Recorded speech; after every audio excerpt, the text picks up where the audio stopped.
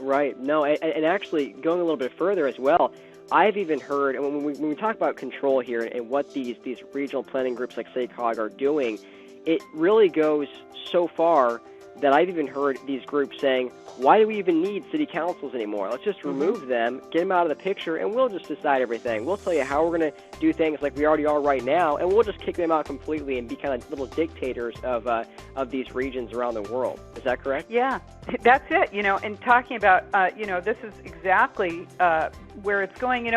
Obviously, if you haven't heard of this before, you might think that I'm crazy. Certainly, the plan is crazy. I am not crazy. Unfortunately, I happen to be a reporter on this plan that is the same plan all across the world, including the Hanoi Center Regional Plan 2030, that is the same plan as the San Francisco Bay Area One Bay Area Plan. These are all the same plan.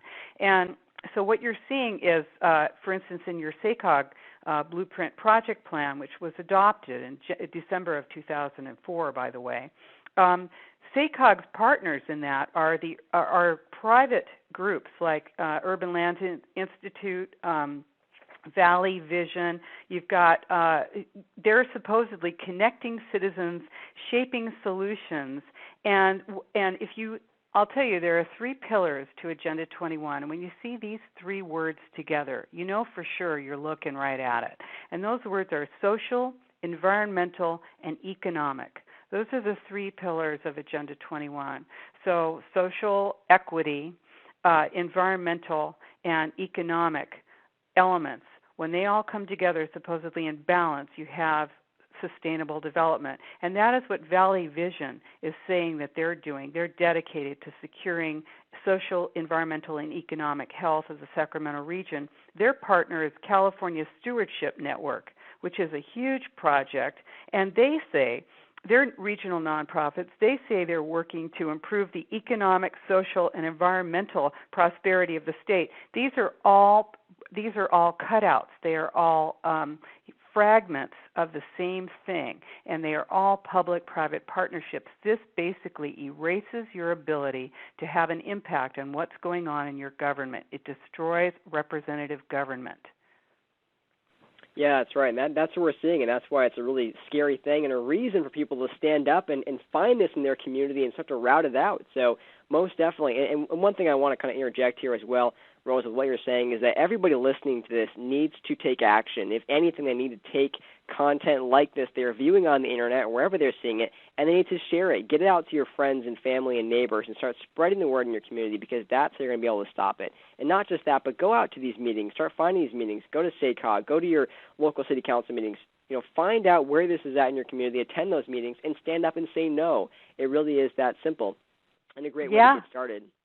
That's true, and we have, of course, we've been engaged in doing this for a long time, and so are many, many others, and we encourage everyone to recognize that when you are listening to this and you are learning about this, you are the resistance. Every single one of us needs to resist this. This is a nonpartisan, grassroots fight all across the world. And so we have flyers on our website, which is Democrats Against UN Agenda 21.com. And those flyers, we've got one called What's Wrong with Sustainable Development, and the other side says, why is everyone talking about UN Agenda 21? Those are great flyers to make copies of and hand out, because you want to spread this information. We want to raise awareness, because awareness is the first step in the resistance, and that is what we are, is standing up and speaking out and taking back our government. It is our civic duty to do this. Absolutely.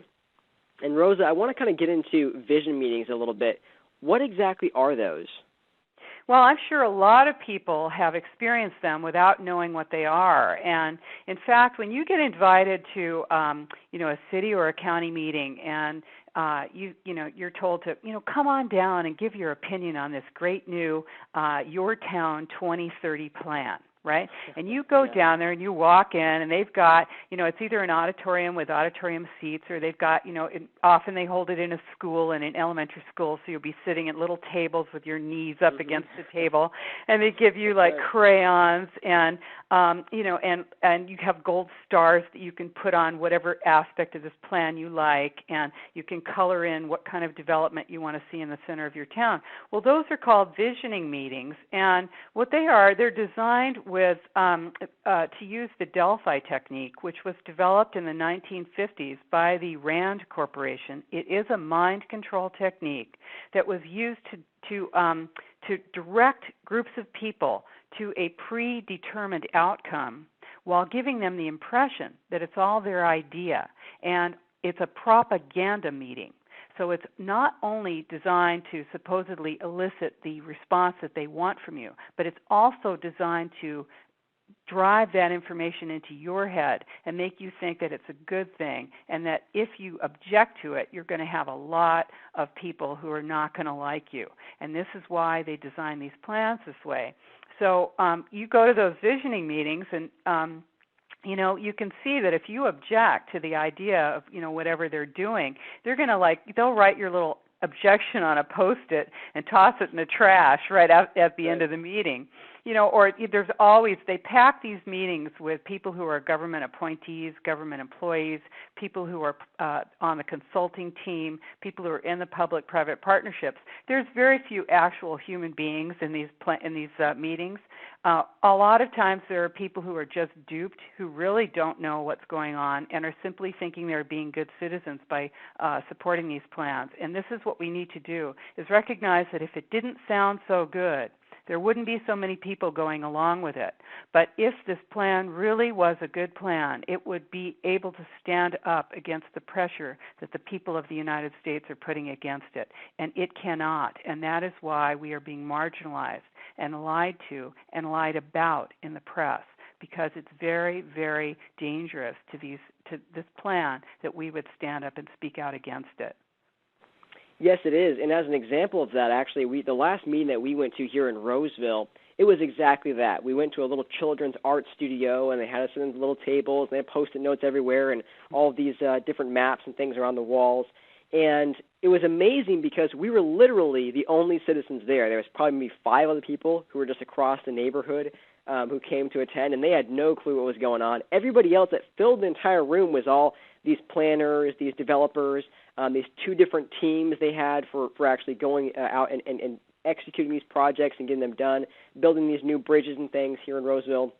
And I couldn't believe how small the attendance was. But also that's exactly how it was. They tell you this is your plan and all these great things that they're going to be doing for Roseville.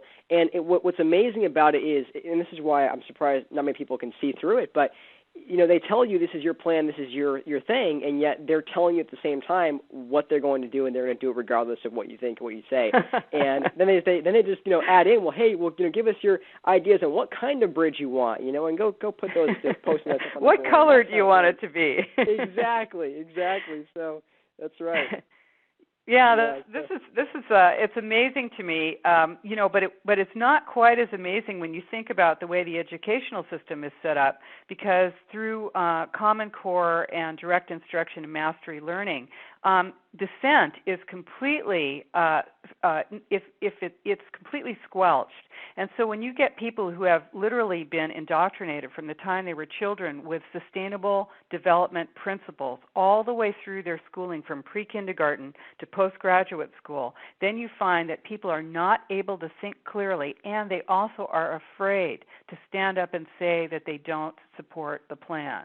And this is why it's so important for those of us who do understand it to take courage and recognize that we are not alone. And I'd like to direct viewers to a couple of videos that we've made of, I've got one called Near Riot at Delphi Meeting, where we took down a Delphi meeting here in Santa Rosa, California, and just basically did civil disobedience. And unfortunately, that is necessary, because you cannot dissent with these plans and have them be actually impacted by your dissent. And exactly the problem with it is that you are not crafting the plan. The plan is being imposed on you. That's right. And Rosa, they can find all that material on your website. Is that right? DemocratsAgainstUnintensity1.com? Yes, that's right. And also we have another site, which is postsustainabilityinstitute.org. And I really want to emphasize this is not a partisan issue. We ourselves happen to be Democrats, lifelong Democrats. We are not progressives. And we recognize that it's very important to bring all people to the table. It's irrelevant what your political affiliation is. That's right. We're all Americans, and this has happened to all of us, so we all got to stand up together and not be so divisive like the government and these groups are trying to do to us to keep us apart and keep us distracted from what's really going on. So, Rosa, as people can see, you have amazing knowledge about UN Genocide 1 and what's going on with this, and you've been fighting at the local level for 6 years, and now, of course, going all over the country and all over the place talking about it, and you wrote a book on it called UN Genocide 1 Behind the Green Mask. And so if you could tell our listeners a little bit more about what can they actually do to stop this from happening in their cities and counties? There's a lot that you can do. There's a tremendous amount that you can do, and it is now beginning to be done all across the country. The first thing is to educate yourself. And, it's like when you're in the plane and they say, if the plane's going down, you want to put the oxygen mask on you and then you put it on your kid. Well, it's the same thing with this. You want to educate yourself first, and it's not hard. This is not, it's easy to understand, and you need to do that. Educate yourself so that you get it, and then begin to spread that information, whether you use our flyers or make your own or you use video. You want to go to government meetings and speak out. You want to speak out at your council and your supervisory meetings. You want to take video so that you film and can show what you're doing. You want to form coalitions with other groups. You want to withdraw your support from private groups, from nonprofits that are supporting and pushing United Nations Agenda 21 Sustainable Development. Stop volunteering for them, stop giving them money, and you can do that by researching these groups. Put in the name of whatever group it is you're with and put in Smart Growth or United Nations Agenda 21 Sustainable Development. And when you find that you're inadvertently part of a group, you want to let everyone know who's in the group. You want to withdraw your money and your support, and then you want to publicize it. What we are doing is we are exposing collaborators. This is very important. This is a fight. We are in the resistance. And I know there's nobody who's listening to this now who thinks to themselves that they would have, gotten up in the morning and, I think I'm not going to go there, because what I need to make clear to people is that this is not about some fantasy. This is actually about losing our ability to implement community-driven, real community-driven government, which is representative government, elected government. So many things that you can do include anti-Delphying these meetings when you go to them, and we do show you how to do that in the book. It's a short, easy-to-read book. Another thing you can do is you want to sponsor people who are helping to get the information out, like let's say you go to a high school or a junior high school or a junior college, and you say that you'll sponsor a video program where anyone who wants to make a short video about Agenda 21 in your community can do so, and then you'll give awards. You'll have an award banquet, and you'll show those videos. You want to support people who are speaking out. Go to other communities when people are going to their councils and demanding that their council release their membership, reject their membership in ICLEI. Go there and support them. Stand up and speak out. We can do all of this, and we are doing it together all across the country. Okay, so Rosa, in your book, Behind the Green Mask, you speak a lot about the term communitarianism. What does that actually mean? Communitarianism is something. It's a political and social philosophy, and it is it's what justifies United Nations Agenda 21 Sustainable Development. And what it does is it balances the individual's rights against the rights of the community. Now, we here, of course, in the United States, we have a constitution that guarantees our individual rights. We were born with those rights. They're unalienable. They cannot be taken away by a government or granted to us by a government. But communitarianism says that the individual's rights are selfish, and they have to be balanced with the rights of the community. And those rights are never delineated. They can change at any time, and they always outweigh the right of the individual. And so what you have, in this case, you may have the global community, you may have the local or regional community, and your rights as an individual are always balanced and then considered to be a threat to the larger community. So communitarianism is the underlying support for Agenda 21. And this is how the end justifies the means as a political philosophy, because they use consensus. This is what they call consensus, is the agreement, supposedly consensus is agreement of all parties, but really under communitarianism, they only take the point of view that supports their plan. So that means that your individual point of view is always considered to be contrarian with the consensus communitarianism plan, and that is where we lose as Americans. Yeah, definitely. And you also mentioned that Michelle Obama is on the faculty of the Asset-Based Community Development Institute at Northwestern University in Chicago, and that, in fact, both Obamas are trained in asset-based community development. Do you think the White House is promoting Agenda 21 through federal programs? Oh, there's no question about it. Absolutely. And I encourage people to look at asset-based community development because what that is mandatory volunteering. And if you don't have, it's kind of hard to have a sense of humor with some of this stuff, but mandatory volunteering, last time I looked at was slavery, right? That's so right. this is, I know a lot of people who are listening to this, they're volunteers. You think of yourself as being a great supporter of your programs that you want to contribute your time to, and that's a great thing. I'm not saying volunteering is not good, but this isn't volunteering, it's volunteerism. And what this means is that if you don't volunteer, and and that's what mandatory volunteering is about. If you don't volunteer, then you will not be able to participate in certain programs or certain benefits that you might want to participate in, or money might not be made available to you that would be made available to you if you were going along to get along with this plan.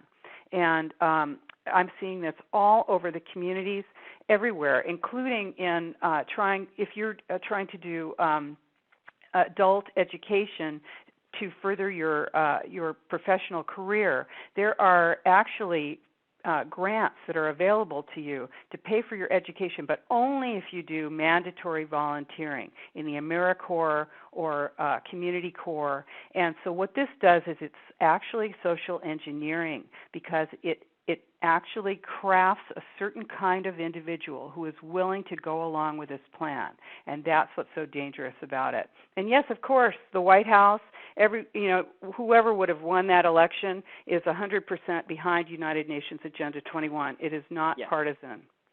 That's right, most definitely. Yeah, and I had to laugh when I heard your comments about volunteerism when I was reading your book and the goal to make it mandatory, because it's so true. If you look at the local high schools, they all require a certain amount of hours of voluntary work before kids can actually graduate. It's totally crazy. It's like, well, where's the volunteer in that, right? Yeah. That's right. And they're training you from a young age to feel that the individual is selfish and you have to be part of a cohort, and that no one should stand out, no one should be, no one should, it's not safe to question. And that's part of direct instruction and mastery learning and outcome-based education. And this is exactly what our educational system is doing now. It's training people like dogs. Yeah, it's very true. It's very true and very scary. And Rosa, I want to get a little serious here for a second, because there's one issue that really stands out that I really want to talk about, and it really terrifies me, and that is how part of Agenda 21 is to do away with our dams. And why would that be? What's the reasoning behind that? Mm-hmm. Well, we haven't talked about this before, but there are two major aspects to United Nations Agenda 21 Sustainable Development. One of them is urban development, which is smart growth, and that is moving people into denser and denser city centers in the mega regions. And the other one is the Wildlands Project, Wildlands is the design of that is to get people out of the rural and suburban areas and into the city centers, and to close off access to rural areas, and also to transfer land ownership from private ownership to public, or through public ownership into nonprofit public-private partnerships.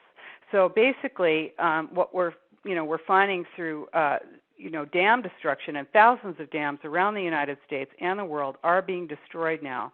Those are reservoirs, and they're also clean energy producers, hydropower. And so what's happening is that through moving people out of rural and suburban areas, in other words, by desiring to move people out of these areas, what you need to do is you need to create artificial scarcity, and to say that costs to get services out to them are too expensive, and that human beings are destroying the natural environment by their existence in rural areas. So by destroying dams, and by the way, there was just a ballot measure on the San Francisco ballot that, thank goodness, it failed. But they were actually talking about demolishing the dam at Hetch Hetchy, which produces power and water for over 2.5 million people, so that they could restore that valley, which has been underwater for 100 years, to its natural state. And this is happening across the nation, and the justification for it is that human beings have simply destroyed the natural order of things, and it has to be returned to its natural order. But the real reason is so that artificial scarcity can be created, and that can be a reason to push people into city centers. Yeah, and actually you really got into my next question here, which is the Wildlands Project, and that's a big topic. And it's kind of, correct me if I'm wrong, but it's all about, like you said, getting people out of the rural areas, getting them out of, really the majority of the country, and pushing them into these small, compact, high-density areas of the United States, where that's the only place people can actually be. It's the only place humans can live. And I've seen the map, the Wildlands Project map, where they've got all of the United States covered in red and yellow, and supposedly the humans are not able to populate those areas, even be around there. And then you've got these little black dots in a couple places in the United States where everybody's supposed to be crammed into. So can you tell us a little bit more about that? Sure. What we're talking about here is sort of a two-pronged project, and that is mega regions, which basically will move people into mega cities, huge cities. And this is not some fantasy of mine. If you go to America2050.org, you'll see a map of the United States with just a few cities that are highlighted. And these are the areas. There are like 11 states that are not in these mega regions. So what this is doing is concentrating populations so that they can be more easily monitored and controlled. And then all of the other area will be either basically off limits to human beings. And, if you, this is a real project. If you go to, there's a California connectivity project. Let's see, I have the map for it here somewhere. I can forward it to you. But what we're seeing is that people think that they're not being pushed off their land. But if you want to try and put a septic system on your property, on your 10 acres, if you want to try and get a building permit out on your rural land, if you want to be able to bring your produce to market, and in fact you're being charged vehicle miles travel taxes, or your roads are being pulverized to gravel, or you're being told that you're violating some rule that you had no idea existed, and you're being fined thousands of dollars a day. This is a way to make people give up their land and move into the city centers. And enough people moving out of rural areas means that there is not enough money to sustain whatever services were going out there, and that puts added pressure on those few people still out there. And this is how it's happening. It's gradual, but it is being implemented now. I think it's really important for people to know that even though they're going to be told that no one sees Agenda 21 in their town, and that even if it were there, it's a non-binding, voluntary agreement that was made at the United Nations by the United States in 1992. And so since it's non-binding and voluntary, then it has no impact in the United States. That is a lie. In fact, you can draw the direct line from United Nations Agenda 21, Sustainable Development, and its signing in 1992 by George H.W. Bush directly into your town and your general plan or your comprehensive plan by just taking a look at what happened right after George Bush signed onto it. Now, it's true it's non-binding and voluntary, but since it was signed onto by the United States and then implemented in the United States, it is in fact binding. So in 1993, when Clinton took office, about 6 months later, in June of 93, he created the President's Council on Sustainable Development. And the sole purpose of that was to implement United Nations Agenda 21 in the United States. There were 12 cabinet-level federal agencies on that President's Council on Sustainable Development, including HUD, Department of Transportation, EPA, Education, Energy, and Defense. And they all agreed, and many more, and they agreed to change federal policy to bring it into alignment with United Nations Agenda 21. The first thing that they did, and this group included captains of industry, nonprofit, primarily environmental groups, and others besides the federal agencies. The first thing that they did was they gave a multi-million-dollar grant to the American Planning Association to create a document that would assist cities and counties across the United States in implementing Agenda 21 in their local municipality. And it took them about 6 years to come up with this book. It's called Growing Smart Legislative Guidebook with Model Statutes for Planning and the Management of Change. And that is what you're seeing the result of in your town, because that is actually crafting your general plan, your comprehensive plan, your master plan for your city. And so this is how it works. And they used Sustainable America, a new consensus, another thing that they had paid for, that they had commissioned. And that is where your visioning meetings are coming out of. So this is not, we're not talking about something that's non-binding and voluntary anymore. We're talking about directives from the federal government that are impacting you in your local government. And Rosa, correct me if I'm wrong, but isn't it right to say that every president since George W. Bush or George Bush Sr. has actually carried through this plan up until today? Oh, absolutely. This is nonpartisan. So every president, both Bushes, Clinton, and Obama, are implementing United Nations Agenda 21 all across the country. That's right. That's right. Well, Rosa, I want to thank you again so much for coming on. This has been an amazing interview, and your knowledge and expertise have been invaluable in waking up the nation. So do you have any closing comments you'd like our listeners to know? I want everybody to know that, yes, this is really overwhelming. It's a very intense thing to hear, and it is true, but you're not alone. We are all out here working together. There are no heroes. Get up, look in the mirror, and say to yourself, I am a hero. I am going to work on this. We will fight this, and we will win, because we have to do it. As free Americans, as free people on the planet, we really need to stop this totalitarian plan, and that is exactly what it is, and we will win. Absolutely, we will. Well, Rosa, you're a fascinating person to listen to, and again, I want to thank you for coming on. Thanks so much. My pleasure. Thank you.